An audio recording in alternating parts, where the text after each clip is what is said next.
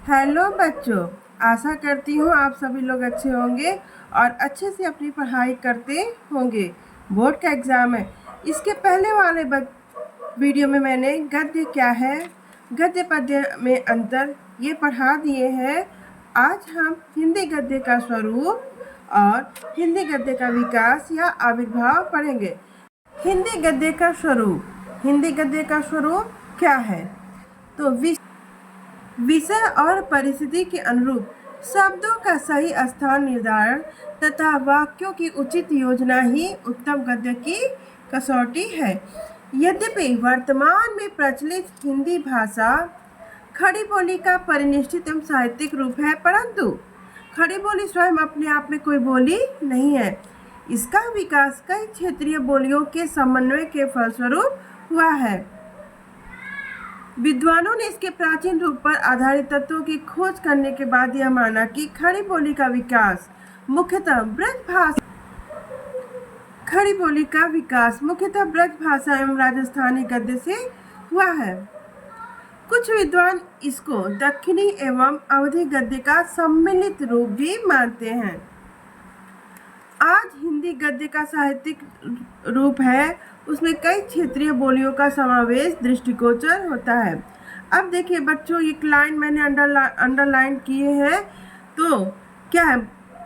ये है, हेलो बच्चों, यहाँ देखिए बच्चों, एक लाइन लिखी हुई है। यह भाषा की परिभाषा के रूप में दिया गया है। जैसे भाषा किसे कहते हैं या भाषा की परिभाषा, तो भाषा वह साधन है जिसके द्वारा मनुष्य अपने विचार दूसरों पर भली भांति प्रकट करता है और दूसरों के विचार स्वयं समझता है, उसे हम भाषा कहते हैं। और देखिए, भाषा के माध्यम से वह अपने विचारों, भावों, अनुभूतियों आदि को दो प्रकार से व्यक्त करता है, पद्य में या गद्य में। ठीक, अब यहाँ पे देख हिंदी गद्य का विकास। तो हिंदी गद्य का विकास कैसे हुआ है? गद्य का प्रथम विकास सामान्य बोलचाल की भाषा के रूप में होता है। यहाँ देखिए बच्चों, विभिन्न लेखकों और कवियों का न केवल वैचारिक जगत अपना होता है, बल्कि अपने विचारों, भाव, अनुभूतियों आदि को अभिव्यक्त करने के लिए उन्हें अपनी भाषा शैली की भी सृष्टि करनी पड़ती है। क्या प्रेमचंद, क्या प्रसाद और क्या शुक्ल जी, प्रायः सभी को अपने अपने वैचारिक जगत की सृष्टि के साथ ही अपनी अपनी भाषा शैली भी विकसित करनी पड़ती है। भाषा रूपों के विकास की दृष्टि से इसकी 3 कोटियाँ उपलब्ध हैं। जैसे देखिए, इतिहास, जीवनी, यात्रा आदि के लिए हम वर्णनात्मक भाषा शैली का प्रयोग करते हैं। विज्ञान, सौंदर्य शास्त्र, आलोचना, दर्शन, विधि आदि के लिए विवेचनात्मक, ललित, निबंध, गद्य, गीत, नाटक आदि के लिए भावात्मक भाषा शैली का प्रयोग किया जाता है। अब देखिए बच्चों, यहाँ देखिए बच्चों, मैं दूसरे किताब से हिंदी गद्य का विकास या आविर्भाव बता रही हूँ। बड़ी ही सरल भाषा में लिखा गया है। हिंदी गद्य की उत्पत्ति 19वीं शताब्दी के नवजागरण काल में हुई। उस समय हमारा देश मध्यकालीन रूढ़ियों से मुक्त हो रहा था तथा पश्चिम से आती हुई नवीन सांस्कृतिक चेतना को अपना रहा था। हमारे सामाजिक जीवन को प्रत्यक्ष रूप से आधुनिक विचार, नवीन शिक्षा पद्धति और नए वैज्ञानिक आविष्कार प्रभावित कर रहे थे, अतः साहित्य में भी उनका प्रभाव प्रदर्शित होना स्वाभाविक था। हिंदी गद्य के प्राचीनतम प्रयोग राजस्थानी व ब्रजभाषा में प्राप्त होते हैं। 10वीं शताब्दी के दान पत्रों, पट्टे, परवानों, टीकाओं व अनुवाद ग्रंथों में हमें राजस्थानी गद्य की झलक देखने को मिलती है। ब्रज भाषा के गद्य का प्रारंभ संवत 1400 विक्रम के करीब हुआ था। कृष्ण भक्ति धारा के कवियों तथा भक्तों ने इसके विकास और उन्नति में असामान्य योगदान दिया।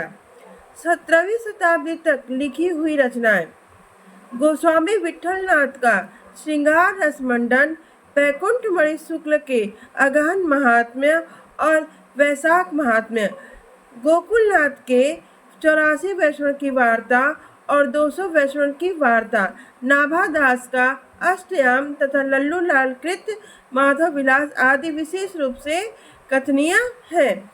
प्राचीनतम उपलब्ध ग्रंथ ज्योतिश्वरी ठाकुर कृत वर्ण रत्नाकर है तथा गीतिकार विद्यापति ने अपनी 2 गद्य रचनाओं कीर्तिलता एवं कीर्ति पताका द्वारा ज्योतिश्वरी स्वर की गद्य परंपरा में अग्रिम कदम बढ़ाए। राजस्थानी की भांति मैथिली भाषा में भी गद्य साहित्य की परंपरा उपलब्ध होती है तथा इन्हीं के साथ टीकाओं की परंपरा भी चलती रही।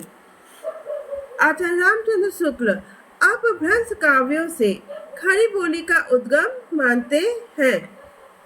मानते हुए कहते हैं, भोज के समय से लेकर हमीर देव के समय तक अपभ्रंश काव्यों की जो परंपरा चलती रही है उसके भीतर खड़ी बोली के प्राचीन रूप की भी झलक अनेक पद्यों में मिलती है। वैसे एक बात है, हमारे खड़ी बोली हिंदी का विकास सौरसेनी अपभ्रंश से ही विकसित हुआ है। यदि कोई पूछे खड़ी बोली हिंदी का विकास किससे हुआ है तो सौरसेनी अपभ्रंश से हुआ है। अब देखिए खड़ी बोली गद्य का विकास। खड़ी बोली गद्य का विकास। खड़ी बोली का उद्भव सौरसेनी अपभ्रंश के उत्तरी रूप से हुआ है। इसका क्षेत्र देहरादून का मैदानी भाग, दिल्ली, मेरठ, रामपुर, मुरादाबाद है। खड़ी बोली गद्य का विकास मुख्य रूप से निम्नलिखित युगों में हुआ है। जैसे बच्चों, इन युगों के कालक्रमों को यदि आप 1 बार 2 3 बार पढ़ेंगे तो आपको अच्छे से याद हो जाएंगे। यहीं तक आपको पढ़ाया जाएगा। फिर अगले वीडियो में हम भारतेंदु पूर्व युग के बारे में पढ़ाएंगे। तो पहले हम इन युगों के कालक्रमों को देखेंगे। भारतेंदु पूर्व युग का समय है 13वीं शताब्दी के मध्य से 1868 ईस्वी तक। भारतेंदु युग का समय है 1868 से 1900 ईस्वी तक। तो देखिए बच्चों, जैसे भारतेंदु पूर्व युग का जहाँ समाप्ति हुआ वहाँ से भारतेंदु युग शुरू हुआ।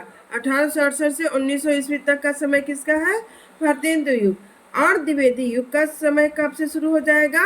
19 ईस्वी से लेके 1922 ईस्वी तक।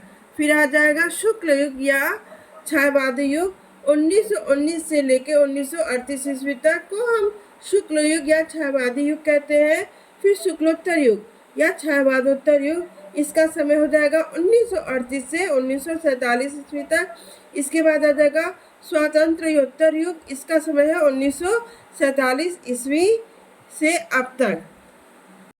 इसका आगे का पार्ट अगले वीडियो में पढ़ाएंगे। धन्यवाद बच्चों।